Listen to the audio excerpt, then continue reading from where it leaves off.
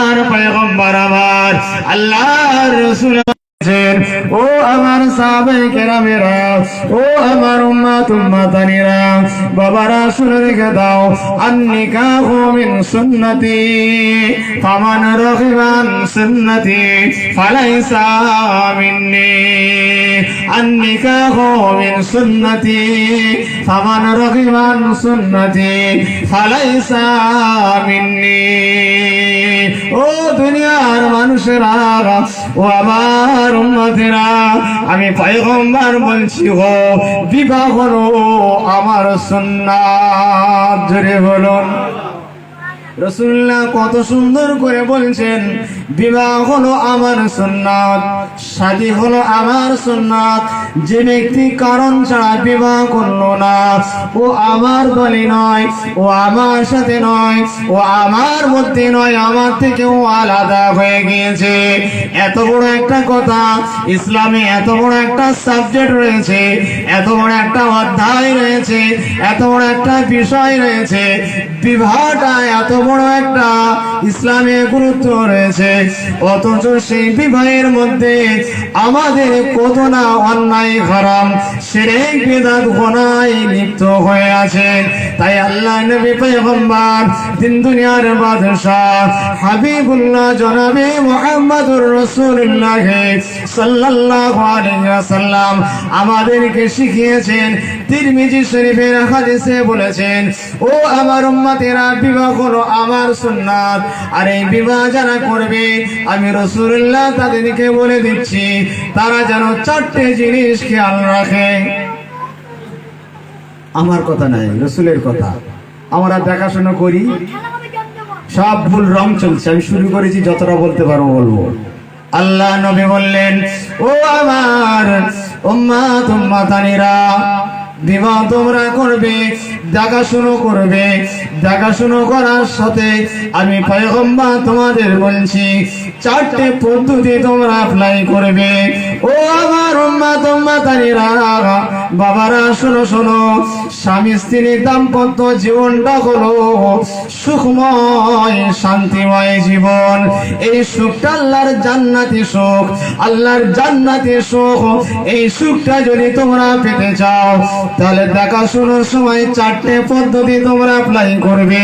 তোমাদের সংসার জীবনটা সুখময় হয়ে যাবে, শান্তিময় হয়ে যাবে। কেননা আল্লাহ পাক নারীর উপরে রহমতের ভান্ডার রেখে দিয়েছে। পুরুষেরা সারাদিন কাজকর্ম করবে, সারাদিন বিভিন্ন কাজে থাকবে, মস্তিষ্ক বিগড়ে যাবে, অসুস্থ হয়ে পড়বে, দুর্বল হয়ে পড়বে, ক্লান্ত হয়ে পড়বে। বাড়িতে বিবির কাছে যখন এসে যাবে, ওখানে আল্লাহ এত রহমত ভান্ডার দিয়েছে, আমার আল্লাহ ওখানে এত শান্তি রেখে দিয়েছে, তোমার সমস্ত কষ্টটা আমার আল্লাহ জান্নাতি সুখ দুনিয়ায় রেখে দিয়েছে। এখানে আসলে ওই রহমতে তোমার কষ্টগুলো লাঘব হয়ে যাবে। যেটা বলে, কিন্তু আমাদের পদ্ধতি নেই। রাসূলুল্লাহ বললেন, প্রথম নম্বর দেখাশোনার জন্য তোমাদের আমি রাসূলুল্লাহ বলছি, তোমরা যে মেয়েটাকে বিয়ে করার জন্য দেখবে, প্রথম নম্বর শর্ত হলো মেয়েটা ধর্মিক কিনা, ধর্মভীরু কিনা, চরিত্র ঠিক আছে কিনা আগে দেখবে। দেখছেন রাসূলুল্লাহ কত সুন্দর কথা আমাদের বললেন। আমাদের তো আগে দেখে কেমন সুন্দর দেখতে ভালো লাগে, ব্যাস হয়ে গেল। পয়গম্বর বলছে, আগে মেয়েটার চরিত্র দেখো, ধার্মিক কিনা, ধর্মভীরু কিনা, ধর্মের মধ্যে আছে কিনা, ওর মধ্যে মানবতা আছে কিনা, চরিত্রবান কিনা আগে দেখো। এই ছেলেরা যারা বিয়ে করোনি তাদের বলছি, যাদের বিয়ে হয়ে গেছে মিলান, কেন সংসারে অশান্তি হচ্ছে? আগে তো আপনি ওটা দেখেননি, আপনি দেখেছেন চেহারাটা, রূপটা আগে দেখেছেন। পয়গম্বর বলছে, প্রথম দেখবে মেয়েটা ধার্মিক কিনা। ধার্মিক হলে কি লাভ? আল্লাহ নবীর সাহাবী হযরত ওমর ফারুক রাদিয়াল্লাহু তাআলা আনহুর কথা একটু বলি।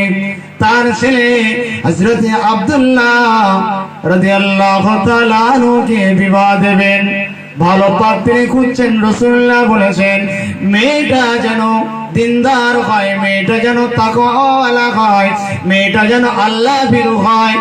এই রাসূলুল্লাহর হাদিসটা মানার জন্য চিন্তিত হয়ে আছেন স্বামী আর স্ত্রী, আলোচনা করেন, কিন্তু মনের মতো মেয়ে পাচ্ছে না।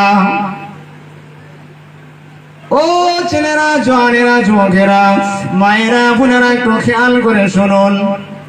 একদিন খলিফা ওমর ফারুক রাদিয়াল্লাহু তাআলা আনহু হুজুর আমার রাত্রে ভ্রমণ করতেন, রাত্রে ঘুরে ঘুরে দেখতেন কোথায় কি সমস্যা আছে, কোথায় মানুষ কি অসুবিধায় পড়ে আছে। হুজুর আমার রাত্রে, গভীর রাত্রে ঘুরে ঘুরে দেখতেন। এমন সময় একদিন যাচ্ছেন, রাস্তা দিয়ে যখন যাচ্ছেন, দেখলেন কিনা একটা বাড়িতে একটা মেয়ে ছেলের গলার আওয়াজ। হুজুর দাঁড়িয়ে গেলেন, এত এই গভীর রাত্রিতে, ভোরের আগে মেয়ে ছেলের গলার আওয়াজ কেন? হুজুর আড়ালে দাঁড়িয়ে কানটা পেতে আছেন, কি কথা বলছে? ওই সময় মাটা তার মেয়েটাকে বলছে, ও মা, আমি আজকের আমার শরীরটা অসুস্থ, আমি দুর্বল হয়ে আছি, বিমারে পড়ে আছি। সকাল হলেই আমার বাড়িতে মানুষেরা দুধ নিতে আসবে, দুধ কিনতে আসবে। আমি নিজে প্রত্যেক দিন দুধে পানি মেশাই, দুধে আমি পানি মেশাই। আজকের অসুস্থ, আমি উঠতে পারছি না, মেরে তুমি একটু দুধে পানিটা মিশিয়ে দাও। কে শুনছে? খলিফা ওমর ফারুক শুনছে। হযরত ওমর ফারুক রাদিয়াল্লাহু তাআলা আনহু হুজুর আমার শুনছেন। ওই সময় মা মেয়েকে বলছে, ও মেয়ে, দুধে একটু পানি মিশিয়ে দাও। মেয়ে বলছে, মা, আপনার কি জানা নাই দুধে পানি মেশালে খলিফা ওমর যদি জানতে পারে, খলিফা ওমর আমাদের গর্দান দুখণ্ড করে দেবে। মা বলছে, খলিফা ওমর কি করে জানবে? এই রাত্রে খলিফা ওমর কোথায় আছে? খলিফা ওমর কিভাবে জানবে আমরা দুধে পানি মিশিয়েছি? পানিটা মিশিয়ে দাও। এই সময় মেয়েটা বলছে, ও মা, খলিফা ওমর যদিও না জানতে পারে, খলিফা ওমর যদিও না জানতে পারে, মা, ওমরের যিনি আল্লাহ, আমার যিনি আল্লাহ, তোমার যিনি আল্লাহ, ওই আল্লাহর চোখে কি ফাঁকি দেওয়া যাবে? বলে রাসূলুল্লাহর প্রথম হাদিসটা আমি বলছি। কে শুনছে? খলিফা ওমর শুনছে। ওই সময়ে যখন মেয়েটাই কথাটা বললো, মা মেয়েকে দুঘা এসে চড় মারলো। মায়ের উপরে তর্ক বিতর্ক হচ্ছে, কথা হচ্ছে, কিন্তু ন্যায্য কথা, হক কথা, আল্লাহর কথা বলতে হবে। ওই সময় মেয়েটা চুপ হয়ে গেল। মা দুধে পানি মিশিয়ে দিল। খলিফা ওমর ওখান থেকে চলে গেল। বাড়িতে গিয়ে বলছে, বিবি গো, ও বিবি, একটা ধর্মভীরু, আল্লাহওয়ালি, তাকওয়াওয়ালি একটা মেয়ে পেয়েছি। ও বিবি, তারা এত গরিব, এত গরিব, এত অসহায়, এত অসহায়, তুমি কি গরিবের ঘরের মেয়ে বিয়ে করবে? তুমি কি তোমার ছেলের বৌমা গরিবের ঘরে করবে?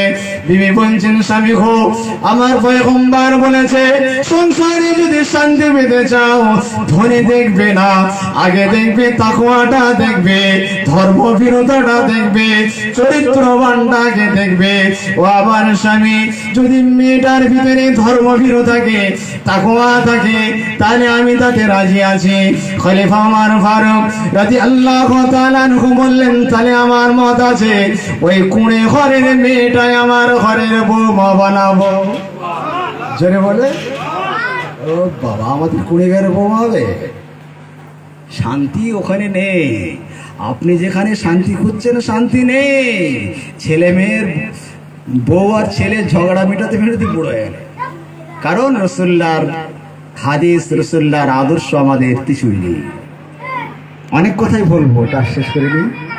আল্লাহর নবীর সাহাবী হযরত ওমর ফারুক রাদিয়াল্লাহু তাআলা আনহু হুজুর আমার করলেন কিনা, পরের দিন পুলিশ পাঠিয়েছেন, যাও অমুক জায়গায় ঝুপড়ি ঘরে মা আর মেয়ে আছে, দুজনকে তুলে নিয়ে এসো।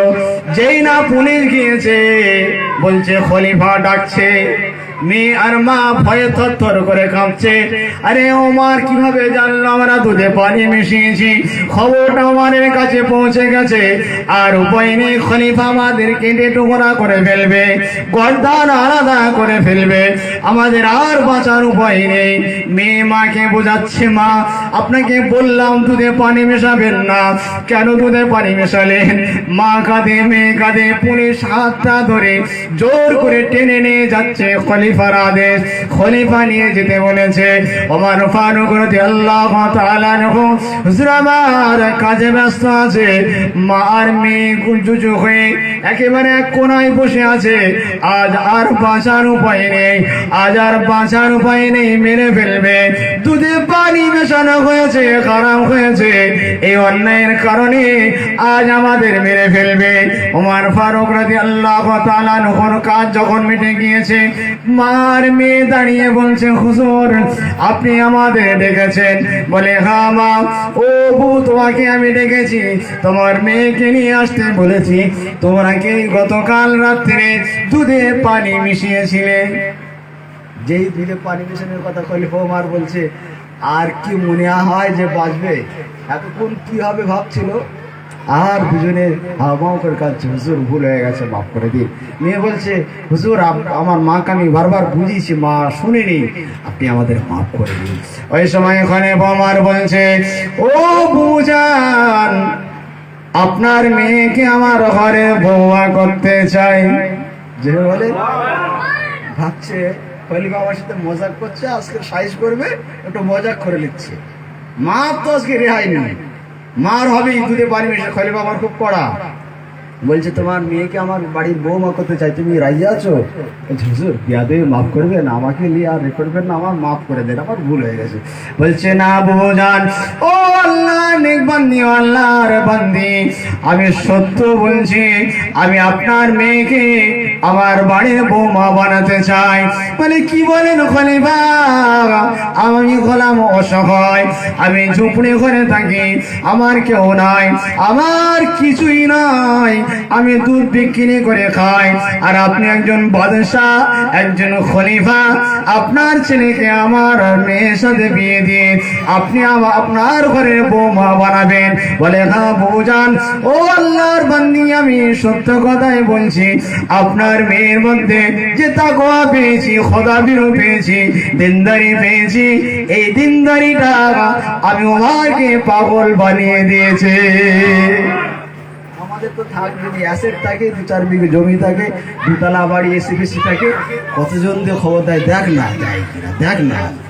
এসিতে সুখ নেই, অর্থে সুখ নেই, বালাখানায় সুখ নেই, অর্থে সুখ নেই, সুখ আছে রাসূলুল্লাহর হাদিসে, পয়গম্বরের দেখানো রাস্তায় সুখ রয়েছে। ও মা, আমার বোন আমার, এই বিয়েটা এত সুন্দর একটা ব্যবস্থা, সেই বিয়েতে কত রকমের অন্যায় আমাদের হয়। বিয়ে বাড়ি মানে কে কত শরীর আলগা রেখে ঘুরতে পারে, বাস্তবটা বলছি, বিয়াদুয়ে মাফ করবেন, বাস্তব হয়েছে আমাদের। বিয়ে বাড়ি মানে কে কতটা শরীর আলগা করে ঘুরতে পারে, তবেই সে সেখানের চারিদিকের একটা সুনাম খ্যাতি অর্জন করবে, যে সত্যি অমুকের বউ, অমুকের মেয়ে সত্যি সাজ সেজেছে। এই স্পর্ধা আপনাকে কে দিল? এই অধিকার আপনাকে কে দিয়েছে? বিয়ে বাড়ি মানে শুধু আপনার এখানে নেই, আমি আমার টোটাল সমাজের কথা বলছি। বিয়ে বাড়ি মানে মাথায় কাপড় রাখা যাবে না, বিয়ে বাড়ি মানে শরীর আলগা রাখতে হবে। এই হারাম জঘন্য কাজ আজ আমার মা বোনেরা যারা নামাজ পড়ে, যারা দিনদার, তাদের ঘরে কেন জায়গা পেল? এই যদি আমাদের চরিত্র হয়, তাহলে আল্লাহর অভিশাপ নামছে, ওই বিয়েতে অভিশাপ হচ্ছে, আল্লাহর গজব হচ্ছে। আপনার মেয়ের জন্য 2 লাখ 4 লাখ টাকা খরচ করলেন, আর ইবলিস শয়তানকে খুশি করলেন, আল্লাহকে নারাজ করলেন। অনেক জায়গায় আছে এই আজকের ক্ষীর রাত বলে, ক্ষীর রাত্রে মেয়ে বসে আর পাড়ার আত্মীয় স্বজনেরা সবাই এসে ক্ষীর দেয় গায়ে। ভুল বলছি? আজ এটা চলবে না, চলবে না। বলবেন ভাই সব তো হয়, শরিয়াতে নিষেধ নেই, করতে বলেনি, কিন্তু শরিয়াতে ওই জায়গাটায় হারাম। ওই মেয়েটার বাপ মা যার সাথে ওর দেখা সাক্ষাৎ জায়েজ, সে ওর গালে ক্ষীর দিতে পারে। আদাস পাড়ার ছেলে কে কোথাকার সম্পর্ক, সে এসে ওই মেয়েটার গালে ক্ষীর দেবে, এটা কঠোর হারাম, হারাম, হারাম। কখনোই এটা জায়েজ নয়। আজ শুভ রাত্রিতে, অর্থাৎ বিয়ের প্রথম রাত্রিতে, যেদিন বিয়ে হবে সেই দিন রাত্রে শয়তানকে খুশি করে আপনার মেয়েকে আল্লাহর আযাবের গজবের খোরাক বানিয়ে দিচ্ছেন। এটা কঠোর নিষেধ। আপনার মেয়েকে আপনি বাপ মা খালা চাচি এরকম যারা আছে তারা ক্ষীর গালে দেবে, পাড়ার ছেলে, পাড়ায় কাকে কোথায় দাওয়াত করলেন, আত্মীয় স্বজন কে কোথাকার ফুফুতো ভাই, মামাতো ভাই, খালাতো ভাই, তারা এসে ক্ষীর দেবে। কঠোর হারাম, কঠোর নিষিদ্ধ। এ সমাজ আমাদের কবে ভালো হবে? এ সমাজ আমাদের যদি ভালো না হয় তাহলে আমাদের কিন্তু সংসারে কষ্ট ছাড়া সুখ খুঁজে পাবো না।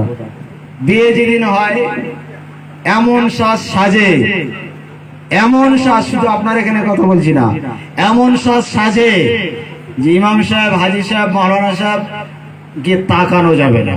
ভুল বলছি? রাগ করছে? এটা কি শরিয়াত সম্মত? এটা কি শরিয়াতে জায়েজ? আমার মা বোনেদেরকে বলছি, আপনি বাপ, আপনি মা, আপনার মেয়েটা এমন সাজ সেজেছে, এমন মেকআপ করেছে, এমন বেপরদায় বসে আছে যে তার দিকে তাকানো নিজের যন্ত্রণাদায়ক। তাকানো মানে নিজের আমল নামায় 1 বছরের মনে হয় 1 বছরের আমল নষ্ট হয়ে যাবে। এমন সাজিয়েছেন, ইমাম সাহেব বিয়ে পড়াতে যাবে, ইমাম সাহেব সারা বছর যা পুঁজি সঞ্চয় করেছে একবার তাকিয়ে তার আমল নামা সব নষ্ট হয়ে যাবে। এ সমস্ত অন্যায় ইসলাম বরদাস্ত করে না, এ সমস্ত কাজ ইসলাম পছন্দ করে না। আপনি বলবেন, আবার বলছি, রাসূলুল্লাহ বললেন স্বামী স্ত্রী দাম্পত্য জীবন হলো জান্নাতি সুখ। ওই নারীটার উপরে আল্লাহ জান্নাতি সুখ রেখেছে, ওই নারীটার উপরে আল্লাহ জান্নাতি সুখ রেখেছে। শুধু আমরা সুখটা নিতে পারি না কেন? এই সিলিং ফ্যান, কারেন্টের ফ্যান বৈজ্ঞানিক কেন দিয়েছে? যে ফ্যানে হাওয়া হবে আর হাওয়ায় আমাদের গরমটা কাটাবে, আমরা শান্ত হবে, শীতল হব, আমরা ঠান্ডা হব, বাতাস খেয়ে আমরা কি হব? তৃপ্তি পাবো, শান্তি পাবো। এখন আমি আহমদ আলী ভাই যদি বলি ফ্যান আমার টাকায় কিনেছি, ভালো করে বুঝবেন, ফ্যান আমার টাকায় কিনেছি, আমার ঘরে লাগিয়েছি, কোম্পানির কথা কেন শুনবো? ফ্যান আমার টাকায় কিনেছি, আমার ঘরে লাগিয়েছি, কোম্পানির কথা কেন শুনবো? কোম্পানি বলেছেন নেগেটিভ পজিটিভ ঠিকঠাক লাগাও, কোম্পানির কথা কেন শুনবো? আমার টাকায় আমার ঘরে লাগানো, আমি নেগেটিভের জায়গায় পজিটিভ, পজিটিভের জায়গায় নেগেটিভ। ওই পাখা আপনার আরাম দিতে পারে না, ওই পাখা আপনার শান্তি দিতে পারে না, ওই পাখা আপনার হাওয়া দিয়ে শীতল করতে পারে না। আপনি বলবেন আমার পছন্দই বিয়ে করেছি, আমার টাকা আছে, টাকা দিয়ে আমি বিয়ে করেছি, ওই এটা আমার যেটা ভালো লাগবে, আমার পছন্দ হবে, বিয়ে বাড়ি একটু গান বক্স বাজবে, একটু নাচানাচি হবে, একটু হারাম হবে, একটু রং মাখামাখি হবে, একটু কাদামাটি মাখা হবে, একটু বিপর্দায় করানো হবে, একটু ছেলে মেয়ে হারাম কাজ করবে, এটা আমার টাকা আছে, আমার বাড়ি হবে, ইসলামের কথা কেন মানতে হবে? আপনি যদি না মানেন, ওই যেমন ফ্যান আপনাকে শান্তি দিতে পারবে না, ফ্যানের হাওয়া আপনাকে শীতল করবে না, আপনি যদি কোরআনের আইন, রাসূলুল্লাহর আইন না মেনে চলেন, ওই স্বামী স্ত্রীর দাম্পত্য জীবন আপনার সুখময় হবে না, আর ওই স্বামী স্ত্রী একসাথে আল্লাহর জান্নাতেও যেতে পারবে না। যদি মেনে চলতে পারেন তাহলে হবে। বিয়ের সময় এত বিয়ে হয়ে গেল, যেদিন আমাদের বউ ভাত বলা, এটাকে আসলে ইসলামিক ভাষায় ওলিমা বলা, এগুলো জানতে হবে। বউ ভাত বলে আমরা পরিচিত। আল্লাহর কোরআন বলছে, ইয়া আইয়ুহাল্লাযীনা আমানু লা তাত্তাখিযুল ইয়াহুদা ওয়ান নাসারা, হে আমার ঈমানদাররা, তোমরা ইহুদি নাসারাদের অনুকরণ করো না, তাদের মতো তোমাদের জিন্দেগির জীবন তোমরা তৈরি করো না। আমি আল্লাহ যে ইসলাম দিয়েছি সেই ইসলামের উপরে তোমরা চলো। অথচ আমরা আমাদের ওই আবার বলছি, আমরা ভারতবর্ষে গণতন্ত্রী দেশে বাস করি। যার ধর্ম তার কাছে কোনো ধর্মকে আমরা ছোট করি না, ছোট বলি না। আমরা বলি আমারটা আমার, আমারটা আমাকে মেনে চলতে হবে, যারটা তিনি মেনে চলুক, যারটা তিনি ভালোবাসুক, আমারটা আমাকে মেনে চলতে হবে। আল্লাহ বললেন কোন ধর্মের অনুকরণ তোমার মধ্যে যেন না আসে। বিয়ের দিন যেটা ওলিমা হয়ে গেল, বৌভাত আমাদের প্রচলন, এটাও আমাদের শরীয়ত সম্মত নয়। এটা হলো ওলিমা। কথাগুলো বলছি আমি শুধু বিয়ে নিয়ে আলোচনা করছি। এটা হলো ওলিমা। ওলিমার দিন, বৌভাতের দিন আমাদের যেটা হয়, বৌমাকে একটা পাতলা ওড়না, মশারির নেট, মশারি ছেঁড়া নেট গায়ে বসিয়ে দিয়ে টোটাল বডি ফাঁকা, টোটাল বডি ফাঁকা। দুনিয়ার মানুষ এসে আপনার ওই বাড়ির, এখন তো তার বাড়ি নেই, আপনার বাড়ির বৌমা, এই মেয়েগুলো আজ কাল দুপুর যতক্ষণ বিয়ে না হচ্ছে ততক্ষণ এই বাড়ির মেয়ে, বিয়ে হয়ে গেল শ্বশুর বাড়ি চলে গেল, আর এই বাড়ির নয়, ওটা শ্বশুর বাড়ি, তাদের দায়িত্ব। তারা করলো কিনা, বৌমাটাকে সুন্দর করে সাজিয়ে, চেয়ারে বিরাট সুন্দর করে সাজিয়ে, আর পাতলা নেট মশারি একটা গায়ে চাপিয়ে দিয়ে দেশের যত ছেলে মেয়ে, যত বুড়ো বুড্ঢা যা আছে সব খায়। এই কি চরিত্র আপনার হলো? আল্লাহ নবী বললেন, ও আমার উম্মত উম্মতানিরা শুনে রেখে দাও, মহিলারা তোমরা চারটে কাজ করবে, চারটে ইবাদত করবে। আমি রাসূলুল্লাহ তোমাদের জন্য আল্লাহর জান্নাতের জামিনদার হয়ে গেলাম। চারটে কাজ করবে, মহিলাদের বলছে তোমরা চারটে কাজ করবে, ইবাদত করবে। আমি রাসূলুল্লাহ বলছি তোমাদের জান্নাতের জামিনদার আমি হয়ে গেলাম। এক নাম্বার হলো তোমরা পর্দায় থাকবে। ও আমার বোন, ও আমার বোন, তোমাকে আমি বলছি, তোমার বাড়ির গার্জেন তোমার গায়ের পোশাকটা খুলে দিল, তুমি কি করে মেনে নিলে? তুমি তো একটা মানুষ, কুত্তার পোশাক লাগে না, গরু ছাগলের পোশাক লাগে না, এদের পোশাকের প্রয়োজন হয় না। তুমি তো একটা আল্লাহর বান্দি, তোমার উপরে আল্লাহর রহমত রয়েছে, তুমি কি করে পোশাকটা পরে বসে আছো? তুমি কি লজ্জা শরম সব শেষ করে ফেলেছো? ও ভাই আমার, বাবা আমার, বোন আমার, সকলকে বলছি, আমার সমাজকে বলছি, একটু ভাবুন, ভাবুন, ভাবুন, একটু অ্যানালাইসিস করুন, সমীক্ষা করুন, একটু চিন্তা করুন। বাজারে আমরা যাই, বাজারে গিয়ে শসা কিনি, আপেল কিনি, পেয়ারা কিনি, শসা, আপেল, পেয়ারা, আঙ্গুর আমরা কিনি না? কিনি না? কিনি তো? নাকি আমরা পেয়ারা, আপেল, শসা, আঙ্গুর কিনি। ও মা আমার, বোন আমার, একটু ভাবুন না ভাই আমার, ওই আপেল, ওই শসা, আঙ্গুর আপনি বাজার থেকে কিনে নিয়ে এসে বাড়িতে ধুয়ে খান না, না ধুয়ে খান? কথা বলে ধুয়ে খায় কেন? ওই আঙ্গুরে, ওই আপেলটা ভালো জিনিস, ওই আপেলে ধুলো ময়লা পয়জন পড়েছে, ওই পেয়ারায় ধুলো ময়লা পয়জন পড়েছে। আপনি আপেলটা খাবেন ভালোর জন্য, কিন্তু এই পয়জনটা আপনার শরীরে গিয়ে ক্ষতি করতে পারে। ও ভাই আমার, ও জোয়ান যুবক, কেন তুমি বুঝলে না? কেন তুমি বুঝলে না? কেন তোমার মাথায় আসলো না?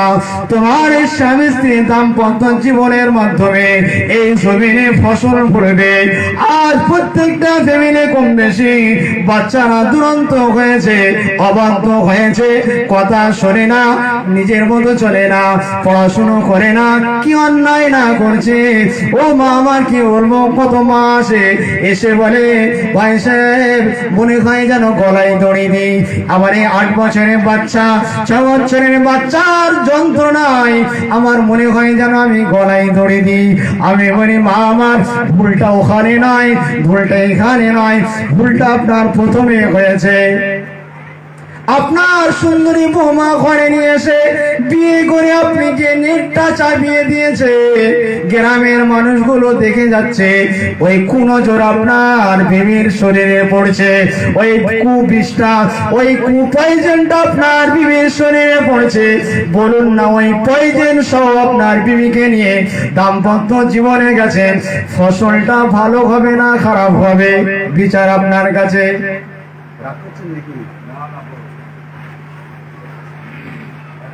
ছেলে মেয়ে ভালো হয় না কেন? হয় না কেন ভালো? দেখুন সমাজে কি অবস্থা, ওই দুটো তদবির, বাচ্চার তদবির আর স্বামী স্ত্রীর তদবির, আর পকেট ভরে আমাদের জেলেই রাখো। যখন গন্ডগোল তো তোদের দিয়ে জায়গা নেই। অসুস্থর জন্য আমি খুব একটা এ করি না, কিন্তু এখানে জানি এরা বদরামি করেছে, ফল ভোগ করছে। আমি আল্লাহর কাছে বলবো, বারবার চাইবো, আল্লাহর কালাম দেবো, এদেরকে সস্তায় দেবো কেন? আমি বলতে চাইছি, ও মা আমার বোন আমার একটু ভাবুন, ও মা আমার বোন আমার একটু ভাবুন। আল্লাহ আপনার শরীরটা দিয়েছে, আপনি একটা গাছ। আপনার নারীর পেট থেকে নবী হয়েছে, নারীর পেট থেকে ওলি হয়েছে, নারীর পেট থেকে মুজাহিদ হয়েছে, নারীর পেট থেকে আল্লাহওয়ালা হয়েছে। ও মা আপনার পেটে কেন আল্লাহওয়ালা হচ্ছে না? ও মা কেন আপনার পেট থেকে ভালো সন্তান হচ্ছে না? মা আমার একবার কি আপনি ভেবেছেন, ও ভাই আমার, আপনার ছেলেটা কেন এত অবাধ্য হয়ে গেল? আপনার অবাধ্য হয়ে গেল কেন এত দুশ্চরিত্র হয়ে গেল? আপনি কি একবার ভেবেছেন, একবার অ্যানালাইসিস করেছেন? আপনার ভুলের কারণেই ফসল ফলেছে। কেননা আল্লাহ রাসূল বলেছেন, ও আমার উম্মাতানিরা, তোমরা যখন বিয়ে করবে তোমরা ওই মেয়েটার ধর্মবিরোধটা আগে দেখবে। যে পয়েন্টটা আলোচনা করেছি অনেক দূরে চলে যাবে, কিন্তু আমি মূল কথাগুলো বলছি। তাহলে আজকের অন্তত যারা আছি বসেছি, আমাদের ছেলে যারা কোন বিয়ে দেবো, এইগুলার হবে? খবরদার, হারাম, গুনাহগার, কঠোর হারাম। এখানে করছেন বিয়ের দিন বাপ মা অপরাধী। আবার বলছি, বিয়ের দিন করছেন, বেপর্দায় রাখছেন, সাজিয়ে রাখছেন, শরীর আলগা রেখে দিচ্ছেন, গার্জিয়ান যারা আছেন সকলেই দায়ী। আর অলিমার দিন নেট চাপিয়ে রাখছেন, ওখানে শ্বশুর বাড়ির সকলে দায়ী। তাহলে এখানেও দায়ী, ওখানেও দায়ী। আর আল্লাহ আমার মেয়ে জামার সুখ দাও, হুজুরলে যত দোয়া করি ও দোয়া আল্লাহ নেবে না। কেন? আল্লাহ বলেন, আমার পয়গম্বর যেটা বলেছে সেটা যদি মানতিস, রহমত এমনি তোদের কাছে পৌঁছে যেত। যদি বলুন, ও আমার ভাইরা, ও আমার বোন আমার, আমি আহমদ আলী ভাই, আপনাদের ভাইয়ের মতো, ছেলের মতো আপনাদেরকে একটা একটা করে বলতে চাইছি, বিটা যেভাবে ফ্যান চালাতে বলেছে ওইভাবে যদি চালান, ওই ফ্যান আপনাকে আরাম দেবে, আরামের ঘুম পাড়িয়ে দেবে, আরামের শান্তি দিয়ে দেবে। আর যদি আপনার ইচ্ছা মতো ফ্যানটা চালান, আপনার কোনো উপকার দেবে না, আপনার জঞ্জালা চাপিয়ে দেবে, আপনার অশান্তি চাপিয়ে দেবে। মনে হবে বাড়ি থেকে বেরিয়ে যায়, বাড়ি ঢুকলে যেন জঞ্জাল শুরু হয়ে গেছে। সমাজে আমাদের আছে, বাড়ি গেলে ভাই মনটা ভালো লাগে না। যখন বাইরে থাকি ভালোই থাকি, বাড়ি গেলে যেন কি কষ্টে পড়ে আছে। আমি বলি, প্রথম বিসমিল্লাহ বলো। সমাজের অবস্থা, দিন ইসলাম বুঝতে বুঝতে, দুজন পাঁচজন বুঝতে বুঝতে, ইনশাআল্লাহ আল্লাহর কোরআনের তাফসীর, রাসূলুল্লাহর হাদিসের বরকত আমাদের সমাজ থেকে হারাম দূর হবেই হবে ইনশাআল্লাহ। এর জন্য আমরা মুরব্বী যারা রেডি থাকতে হবে। আগে তো গান বাজনা হতো, বক্স চলতো, এখন তো মাশাআল্লাহ চলে গেছে, এসব যাবে, চলে যাবে। শুধু আমার আর আপনার ব্যাপার। তো মা বোনেদের বলছি, মা স্বামী স্ত্রী আমাদের দাম্পত্য জীবন হবে, আমরা দুজন সুখী হব। আমি দুপুরবেলা বলছিলাম, গরু কেনে মানুষ দুধ খাওয়ার জন্যে, গোবর তেমনিই হয়। দুধ খাওয়ার জন্য কলম ছাড়া হয় না, একদম ঈমান। এটা আমাদের আল্লাহর হুকুম ছাড়া কখনোই সম্ভব নয়, নয় নয়, কোনোভাবেই সম্ভব নয়। কেন? এটা আবার বলছি, জান্নাতের সম্পর্ক। জোরে বলুন, জান্নাতের সম্পর্ক আল্লাহ তৈরি করে রেখেছে। যার যতদিন দাম্পত্যের জীবন আছে ততদিন স্বামী স্ত্রী থাকে। কেউ বউ আগে মরে যায়, স্বামী মরে যায়, যাই তো, এটা ওটাই লেখা আছে। আল্লাহ নবী সুলাইমান আলাইহিস সালাম যখন বাদশাহী হলেন, দাউদ আলাইহিস সালাম ইন্তেকাল করার পরে আল্লাহর নবী হযরতে সুলাইমান আলাইহিস সালাম বাদশা হলেন। বাদশা হওয়ার পরে তিনি ঘোষণা দিলেন, আমি বিবাহ করব, আমার জন্য যারা আমাকে বিয়ে করতে চাও বিয়ের পয়গাম পাঠাও।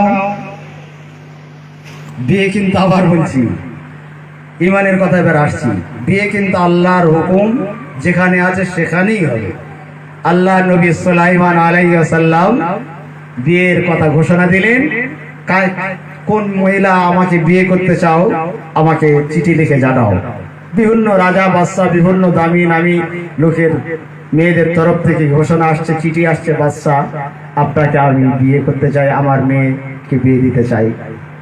একটা জেলের মেয়ে, একটা জেলের মেয়ে মানে যে মাছ ধরে, জেলের মেয়ে কার না ইচ্ছা হয় আল্লাহর নবীর সাথে দাম্পত্য জীবনে যেতে।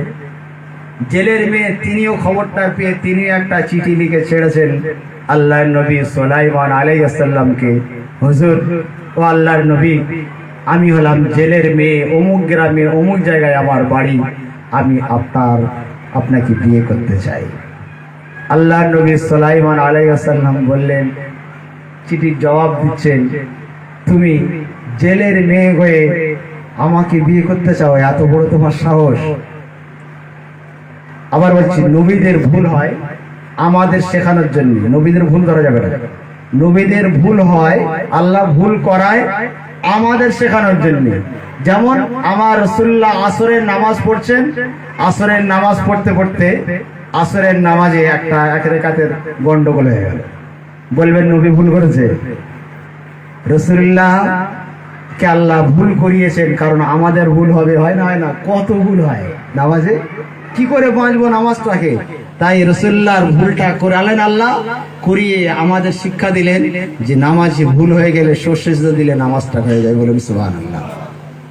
আল্লাহ নবী হযরতে সুলাইমান আলাইহিস সালাম বললেন, ও মহিলা, ও মেয়ে, তুমি বলে জেলের মেয়ে, জেলের মেয়ে হয়ে আমি নবী, আমি বাদশাহ, আমাকে বিয়ে করতে চাও? এত বড় স্পর্ধা, এত বড় সাহস তোমায় কি করে হলো? আমি তোমাকে বিয়ে করব না, আমি তোমাকে বিয়ে করব না।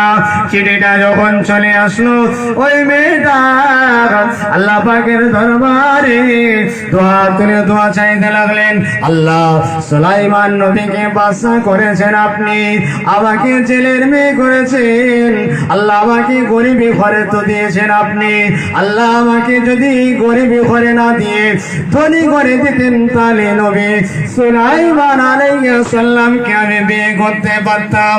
আল্লাহ তাহলে আপনি আমাকে কেন জেলের ঘরে দিলেন?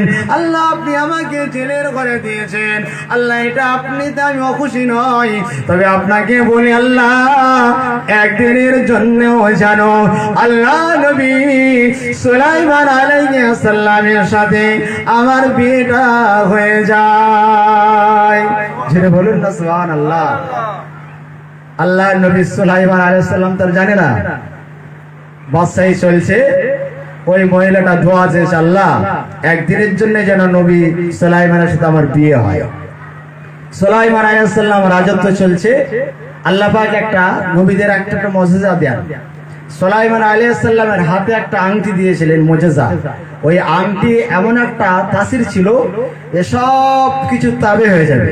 সুলাইমান আলাইহিস সালামের কথা সমস্ত গাছপালা, পশু পক্ষী, হাওয়া সব শুনবে।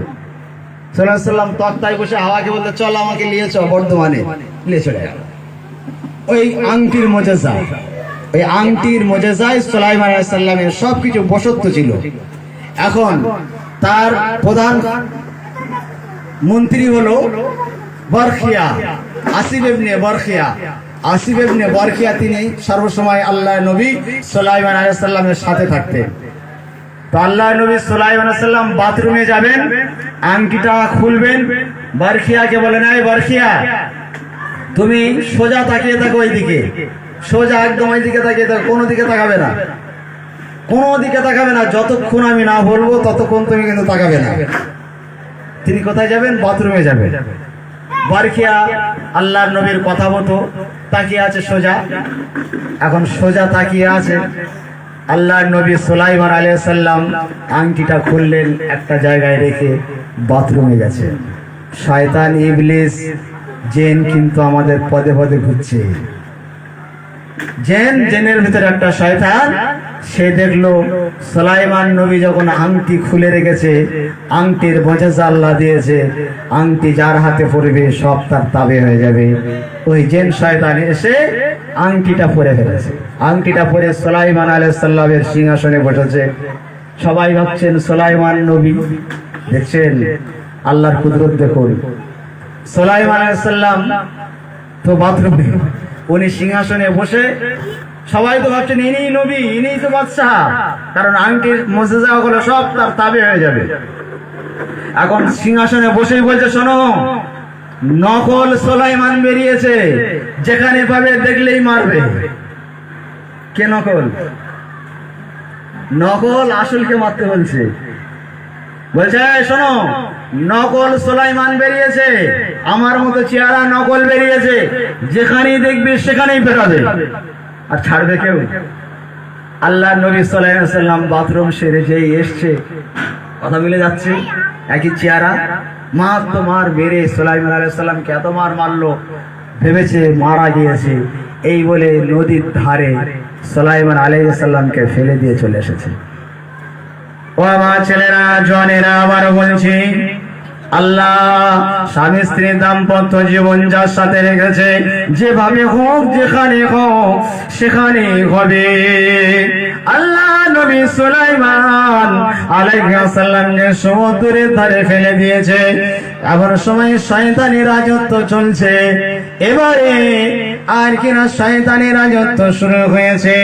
রাজত্বে অন্যায় অপরাধে ছেয়ে গিয়েছে, হারামে ছেয়ে গিয়েছে, গোনায় ভরে গিয়েছে। কেন? কেন? শয়তানের রাজত্ব চলছে। ও মা আমার, বোন আমার, বিয়ে বাড়িটা হলো রাসূলুল্লাহর সুন্নাতের মজলিস। এই বাড়িতে যদি শয়তান প্রাধান্য পায়, এই বাড়িতে যদি শয়তান মজা পায়, এই বাড়িতে যদি শয়তান ঘিরে নেয়, বলুন না আপনার আমার অবস্থাটা কি হবে? তাই শয়তানকে যদি সরাতে চান, তাহলে বিয়ে বাড়ি মা বোন আমার বেপরদায় যাবেন না, গায়ে মাথায় কাপড় সরাবেন না। বোরখা আপনার জন্য জরুরি হয়ে গেছে। বোরখা যদি না পরেন, এমন পোশাক পরতে হবে আপনার শরীরের অঙ্গ বোঝা যাবে না, শরীরের কোনো পরিকাঠামো বোঝা যাবে না, শরীরের কোনো চেহারা বোঝা যাবে না। এটা হলো আপনার দায়িত্ব। ও মা আমার, বোন আমার, হাতে ধরে বলছি, কিয়ামতে কঠিন আযাবে গ্রেফতার হবেন। কেউ দিন বাঁচাবে না, আপনার স্বামী আপনার বাঁচাবে না, বাবা আপনার বাঁচাবে না। এই ক্ষণস্থায়ী আনন্দের জন্য, শয়তানি চেহারার জন্য আপনাকে আযাবে গ্রেফতার হতে হবে। ওই চেহারাটাকে আমার আল্লাহ আযাবে পড়াবে। যে চেহারাটাকে মেকআপ করলে, যে চেহারাটাকে বাইরে থেকে মানুষ ভরা করে সাজালে, জাহান্নামের খোরাক তৈরি করলে, ও মা আমার, বোন আমার, কে না চান জাহান্নাম থেকে বাঁচতে? যদি জাহান্নাম থেকে বাঁচতে চান, ওই হারামটা ছেড়ে দিন। ওই হারামে সুখ নেই, ওই হারামে দুদিনই আনন্দ করে আপনার কি মজা? দুদিন আনন্দ করলেন, মজা করলেন, স্বামী স্ত্রী মিল নেই, মহাব্বত নেই, স্বামী স্ত্রীর সুখ নেই, বলুন না সারা জীবনটা আপনার কষ্ট হোক, এটা চান না? দুদিনটা যদি আপনি ভালোভাবে চলেন, সারা জীবন যদি আপনার শান্তির হয়, সারা জীবন যদি আপনার সুখের হয়, এটা কি আপনি চাইবেন না? ও বাবা মার, আপনার বৌমাটা সারা জীবন ছেলে বউ সুখে থাকুক, এটা কি আপনি চান না?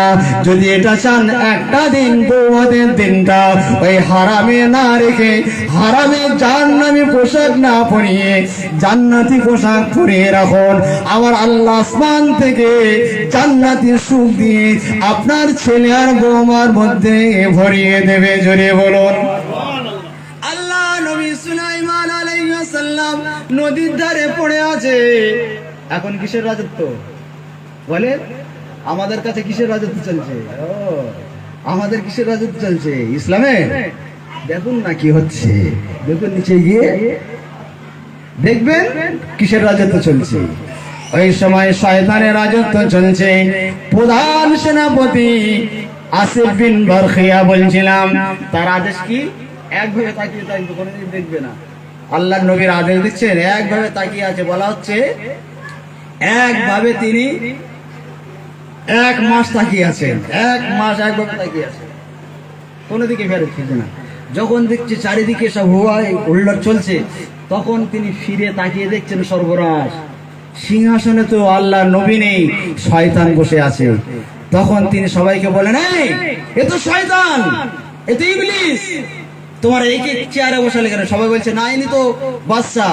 তখন সবাই তো বোঝে না, কিন্তু বারখিয়া তিনি বুঝতে পারলেন যে ইবলিস।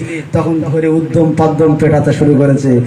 বলে মারের আগায় ভূত, বলে মারের আগায় ভূত পালায়। তো এবার মা যখন শুরু করেছে শয়তান, ও উদ্যম পাদ্যম দৌড় শুরু করেছে। এখন সে হাতের আংটিটা কি হবে? ওই সময়ে ও মা আমার বোন আমার শুনুন, এদিকে এই পর্যন্ত রাখলাম। ওদিকে আল্লাহ নবী সুলাইমান আলাইহিস সালামকে মারা গিয়েছে বলে সমুদ্রের ধারে ফেলে দিয়েছে। ওদিকে জেলে মাছ ধরার জন্য কোথায় যায়? মাঠে যায় তো, জেলে মাছ ধরতে মাঠে যায় তো, মাঠে যায়। আবার বলার উদ্দেশ্যে বলুন তো মনোযোগীটা ঠিক আছে কিনা। আমি আমার ক্লাস করতে করতে ভট করে একটা ঢুকিয়ে দিলাম, কেন? মনোযোগীটা ঠিক আছে কিনা দেখতে হয়। এখন নদীর ধারে ওই জেলের বাপ মেয়ের বাপ নদীর ধারে গেছে, গিয়ে দেখছে একটা লাশ পড়ে আছে, জীবনটা ধুক ধুক ধুক ধুক করছে, মাথায় পানি দিয়ে গালে পানি দিয়ে আস্তে আস্তে আস্তে আস্তে ওই যুবক ছেলেটা সুস্থ হলো। ওই জেলে আল্লাহ নবী সাল্লাল্লাহু আলাইহি ওয়াসাল্লাম তা তো জানে না, যুবক ছেলে, ওনাকে নিয়ে বাড়িতে চলে গেল। বাড়িতে রাখলো, বলছে বাবা তুমি আমার সাথে কাজ করবে, আমার বাড়িতে থাকবে। সুলাইমান নবী বাদশাহ কোথায়? এখন কর্মচারী, কাজ করছে। এমন সময় একদিন বাজার মাছ ধরতে যায়, মাছ ধরে জামাই আর শ্বশুর মাছ ধরে নিয়ে আসে, ভালোই মাছ হয়, সংসারটা ভালোই চলছে, উন্নতি ভালোই হচ্ছে। এমন সময় ওই ইবলিস মারের ঠেলায় ছুটে পালাচ্ছে। আর আংটিটা কি করবে? আংটিটা কি করবে? যখন রাজত্ব চলে গেল আর কি হবে? আংটিটা ছুঁড়ে ফেলে দিল, আংটিটাকে সমুদ্রের ধারে গিয়ে সমুদ্রে গিয়ে পড়লো। ওই জেলে আর আল্লাহ নবী সুলাইমান আলাইহিস সালাম মাছ ধরতে যায়। মাছ ধরতে গিয়ে জাল যখন ফেলেছে, ওই জালেতে এত মাছ উঠেছে, ওই জালেতে এত মাছ উঠেছে, এত মাছ ভরে গিয়েছে। দুই জামাই আর শ্বশুর কোন রকমে মাছগুলো ধরে নিয়েছে। ধরে নিয়ে অনেক টাকা বিক্রি হয়েছে, অনেক লাভ হয়েছে। সব থেকে যে মাছটা বড় ছিল, বললে মাছটা বাড়ি নিয়ে রান্না করা যায়। মাছটা নিয়ে জেলে বিবির কাছে দিচ্ছে, এই মাছটা রান্না করো, আমরা সবাই খাবো। এখন ওই মাছ ওই আংটিটা গিলে নিয়েছিল, বলেন সুবহানাল্লাহ। এখন মাছ কাটতে কাটতে বউ দেখছে, জেলের বিবি সাহেবা দেখছে একটা আংটি পাওয়া গেছে। আংটিটা যেই পাওয়া গেছে, স্বামীকে বলছে শোনো আমার তো জামাইরই, হ্যাঁ এখানে বলা হয়নি, এখানে সুলাইমান আলাইহিস সালামের ওই জেলের বাড়িতে আছে। সুলাইমান আলাইহিস সালাম বললো এইভাবে কতদিন কাটবে? আমার একটা মেয়ে আছে, আমার মেয়ের সাথে তোমাকে বিয়ে দিই। আমার মেয়ে আছে, মেয়ের সাথে তুমি যুবক ছেলে, আমারও উপযুক্ত মেয়ে, তোমার সাথে আমার মেয়ের বিয়ে দিই। বিয়ে হয়ে গেল। জামাই আর শ্বশুর যায় মাছ ধরতে। এখন জেলের বিবি বলছে স্বামী, জামাইরে তো আমরা কিচ্ছু দিতে পারিনি, এই যখন আংটিটা পাওয়া গেছে আংটিটা দিই। আংটিটা মেয়ের কাছে দিয়েছে, আংটিটা তোকে দিচ্ছি, জামাইয়ের হাতে পরাবি। এখন জেলের মেয়ে আংটিটা যখন পরে ঘরে ঢুকেছে, সমস্ত কিছু জেলের মেয়ে তাবে হয়ে গেছে। সুলাইমান আলাইহিস সালাম আংটিটা দেখে বলছে কি ব্যাপার, এই আংটি তোমার কাছে? বলে আংটি তো তোমার আংটি, আমি তোমাকে দেবো, আব্বা উপহার দিয়েছে। আল্লাহর নবী সুলাইমান আলাইহিস সালাম কে যখন ওই তার স্ত্রী ওই আংটিটা উপহার দিলেন, তখন সমস্ত রাজত্ব আবার ফিরে পেলেন। আল্লাহ নবী সুলাইমান আলাইহিস সালাম সমস্ত কথা খুলে বললেন যে এই ব্যাপার। ওই জেলের মেয়ের সাথে আল্লাহ নবী সুলাইমান আলাইহিস সালামের দাম্পত্য হয়েছিল। সেই দাম্পত্য জীবন আজ আমাদের সমাজে আমাদের আল্লাহ দেবেন, আমাদের ঘরের মেয়ে ছেলেগুলোকে আল্লাহ দেবেন। তাই আমি বলতে চাইছি, আল্লাহ যার যেখানে রেখেছে তার সেখানে হবেই হবে, যেভাবে হোক। সেই জন্যে আমাদের এদিকটা খেয়াল করতে হবে। আমি যে কথা বলতে বলতে এতদূর চলে এসেছিলাম, সংক্ষিপ্ত দিকে আমি বলতে চাইছি, এই বিয়ের মজলিসগুলো আপনারা, আমরা যারা গার্জেন আছি, আমরা আমাদের সমাজের দিকে খেয়াল করে আমরা চেষ্টা করব এই সমস্ত হারাম গুনাহগুলো যাতে না হয়, হারামগুলো যাতে আমাদের সমাজ থেকে চলে যায়। যদি আমাদের বিবাহটা ভালো হয় তাহলে আমাদের ছেলে মেয়ে ভালো হবে। আপনার ছেলে মেয়ে যদি ভালো হয়, পৃথিবীর জমিনটা ভালো হবে। না হলে গুন্ডা মোস্তান, মদখোর, জেনাখোর, হারাম করে পৃথিবীটা নোংরা হয়ে যাচ্ছে। তাই আল্লাহ পাক আমাদের সকলকে দ্বীনের উপরে চলার তৌফিক দান করুন। তাই শেষ কথা বলছি, আপনার আমার বাড়ির বিয়েটা যদি ইসলামের মতে হয়, কোরআনের মতে হয়, আপনার ছেলের দ্বারা হারাম গুনাহ হবে না, আপনার ছেলে মদখোর হবে না, আপনার ছেলে জুয়াখোর হবে না, আপনার ছেলে দ্বীন ইসলাম বাঁচিয়ে রেখে দুনিয়া থেকে চলে যাবে। আল্লাহ নবীর একজন মহিলা সাহাবীর কথা বলি, এটাই বলে আপনাদের কাছে সমাপ্তি করে দেব। ও মা আমার বোন আমার, শেষ কথা বলছে, স্বামী স্ত্রীর দাম্পত্য বিয়ের মাধ্যমে সন্তান হয়। আপনার ছেলেটা নামাজ পড়ে না, আপনার ছেলেটা দিনদার নয়, আপনার মেয়েটা দিনদার নয়, কেননা আপনার মধ্যে গন্ডগোল হয়ে গেছে। আমাদের স্বামী স্ত্রীর দাম্পত্য জীবনে গন্ডগোল হয়ে গেছে। আল্লাহ নবী ওহদের ময়দানে যাবেন, ঘোষণা দিয়ে দিয়েছেন, ওহদের ময়দানে আল্লাহর দ্বীন বাঁচাতে হবে, আল্লাহর ইসলাম বাঁচাতে হবে, কোরআন বাঁচাতে হবে। আল্লাহর দ্বীন ইসলাম কোরআন বাঁচানোর জন্য কারাজ হয়ে গিয়েছো। ওই সময় একজন মহিলা, দেখুন কেমন মহিলা, ও মা আমার কেমন মহিলা, একবার দেখুন। ওই সময়ে মহিলা সাহাবিয়া হযরতে খামসা রাদিয়াল্লাহু তাআলা আনহা চারটে ছেলেকে ডাকলেন, চারটে ছেলেকে সম্মুখে ডেকে বলছেন, ও বাবা ছেলে, আমি তোমাদের মা বলছি, আমার কথাগুলো শোনো বাবা, আমি তোমাদের মা খামসা বলছি। আমি যতদিন তোমাদের নানার ঘরে ছিলাম, আমি যতদিন তোমাদের নানার ঘরে ছিলাম, আবার বলছি ও মা বোন একটু শুনুন। খামসা বলছে, ও আমার ছেলে শোনো শোনো, আমি যতদিন তোমাদের নানার ঘরে ছিলাম, অর্থাৎ আমার আব্বার ঘরে ছিলাম, ততদিন আমার ব্যাপারে, আমার কথাতে তোমাদের নানা কোনোদিন দুঃখ পায়নি, ততদিন আমার ব্যাপারে তোমার নানার কোনো কষ্ট হয়নি। ও ছেলে, চারটে চারটে ছেলে আমার সামনে বসে আছো, আবার বলছি তোমার আব্বার সংসারে যেদিন এসেছি, ওদিন থেকে আজ পর্যন্ত আমি খামসা তোমাদের আব্বাকে কোন রকমের কষ্ট দেয়নি। আমার কথাতে, আমার ব্যবহারে, আমার চালচলনে, আমার সংসারিক জীবনে তোমার আব্বা বিন্দু মাত্র কষ্ট পাইনি। আমি সেই মহিলা, আমি খামসা, তিনি, আমি হলাম তোমাদের মা, আমি খামসা তোমাদের মা বলছি। আল্লাহর নবী যাদের কথা বলেছে, ওদের ময়দানের ঘোষণা দিয়েছে, কি করবে তোমরা বলো? এই সময় চা চেনে দাঁড়িয়ে বললেন, আম্মা জান, আর বলতে হবে না, বলতে হবে না, বলতে হবে না, আপনার কথাই আমরা বুঝে গেছি। আপনি বলতে যাচ্ছেন আমরা চার ভাই ওদের ময়দানে গিয়ে দিন বাঁচানোর জন্যে, ইসলাম বাঁচানোর জন্যে, কোরআন বাঁচানোর জন্যে, আমার নবীর মহব্বতে আমরা চার ভাই গিয়ে শহীদ হয়ে যাব।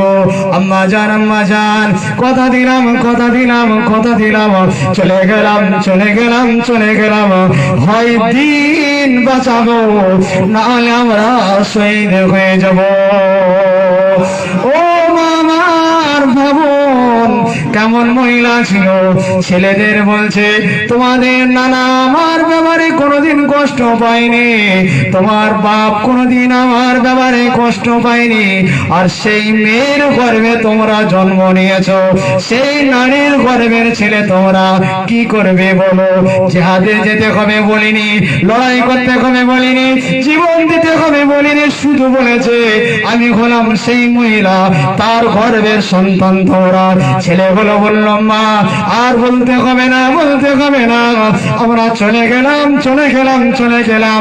চার ভাই দৌড়াতে শুরু করলো, চার ভাই দৌড়ে দৌড়ে গিয়ে ওদের ময়দানে দিন বাঁচানোর জন্য শহীদ হয়ে গিয়েছে। জোরে বলুন সুবহানাল্লাহ। আর আমাদের ছেলে মেয়ে তো দিন জবাই করছে, আমাদের ছেলে মেয়ে দিন জবাই করছে। আপনার মেয়েটা ফোনে কতজন আছে? লজ্জা লাগছে? লজ্জা নেই তো? লজ্জাবতী গাছ মাঝে মধ্যে বেটে খাবেন, তবে যদি একটু আসে তো আসবে। আপনি মা জানেন আপনার ছেলেটা কতজনের সাথে আছে? লজ্জা আমাদের, ধিক্কার আমার সমাজের। বেয়াদবি মাফ করবেন, বলতে বাধ্য, অনেক কথা বলার ছিল, রাত হয়ে যাচ্ছে। আল্লাহ পাক যতটুকু বলালেন, আল্লাহ চাইলে আবার আলোচনা হবে। আসুন আমরা আমাদের বিশ্বনবীর সামনে দাঁড়িয়ে একটু সালামে তোহফা প্রেরণ করি। ইয়া নবী